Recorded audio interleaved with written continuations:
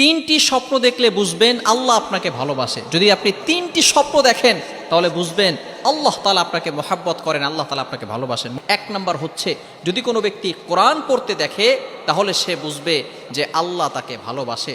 কেননা যে ব্যক্তি কোরআন পড়তে দেখে তাহলে এর ব্যাখ্যা হচ্ছে যে আল্লাহ পাক রব্বুল আলামিন তার মর্যাদা বৃদ্ধি করবেন, আল্লাহ পাক রব্বুল আলামিন তার উপরে রহমত নাজিল করবেন, তার সম্মান, তার স্ট্যাটাস আরো হাই লেভেলের করে দিবেন।